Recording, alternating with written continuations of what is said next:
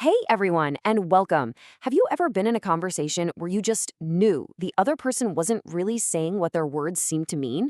You know, that feeling? It happens to all of us. Well, today we're going to dive right into that fascinating gap between the words we say out loud and what we actually mean. So let's start with what looks like a totally normal, everyday chat. But hidden inside this little exchange is a communication puzzle that we're going to solve together. Okay, so check this out. Tom asks a really direct question, right? Do you like the wine? But Gina's answer is another question. It's Italian, isn't it? Now, on the surface, maybe she's just curious where it's from. But what is she really saying? What's the hidden message here? And here's the twist. Gina's not really asking a question at all. You know it, I know it. What she actually means is, no, I don't like the wine you picked. So how in the world do we get from a simple question about Italy to a flat-out opinion on taste? To figure that out, we need to look at how we build meaning in the first place. To solve this little mystery, we're going to need two key toolkits from the world of linguistics: semantics and pragmatics. These are the two big ideas that help us understand the complete picture of what's going on in our conversations. Right, so think of it this way. To really get communication, you have to be two things: a dictionary and a detective. Semantics, that's your dictionary. It gives you the literal, what the words mean on the page definition. It's totally context-free. But pragmatics? That's your detective work. That's all about looking at the clues, the situation, the people, the tone, to figure out what someone really means when they talk. Let's look at another classic example that makes this super clear. Person A offers some cake. Person B says, I'm on a diet. We all know exactly what's being said here, but let's break it down with our new tools. Okay, first let's put on our semantics hat and be super literal. If we look up the phrase I'm on a diet, the dictionary meaning is just a statement of fact. It's about a personal goal to eat healthier. You'll notice the dictionary definition says absolutely nothing about cake.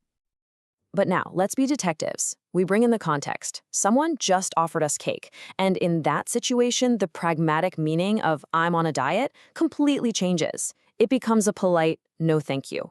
See, this is the power of context in action. The words are just the starting point. The real communication happens when we figure out what they mean in a specific moment. So we've got this difference between the literal meaning and the intended meaning down. But, we can actually go even deeper.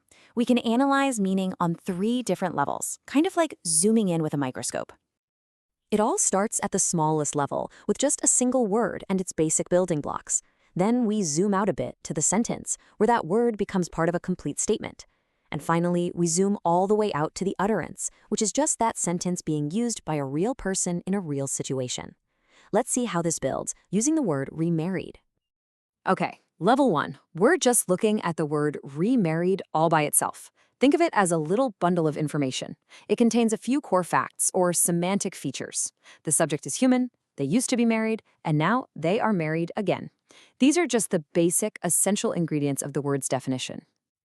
Now let's pop that word into a full sentence. She is not remarried. See what happens? The sentence takes all those little ingredients from the word and focuses our attention on just one of them: the idea of being married again.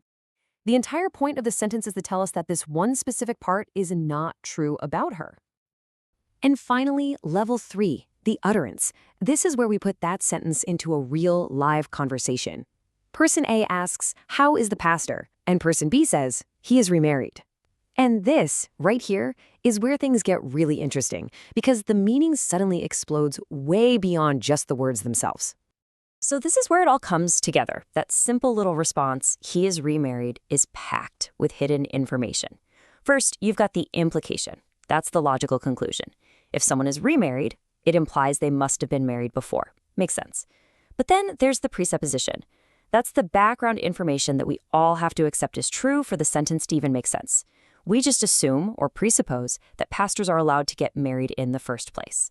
Both of these huge layers of meaning are communicated without a single extra word. Okay, so we've covered the difference between dictionary meaning and detective meaning, and we've zoomed in on the 3 levels of how we analyze it. But so what? What's the big takeaway here? Why does any of this actually matter in our day-to-day lives?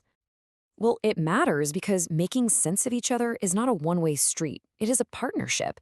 A speaker says words, sure, and those words have a literal, semantic meaning, but true, real communication only happens when the listener does their part, when they actively work to understand the intended pragmatic meaning based on the situation. Being a good communicator isn't just about speaking clearly, it's about listening deeply. So, the next time you're talking with someone, just think about this for a second. Are you just hearing the words, the literal dictionary definitions?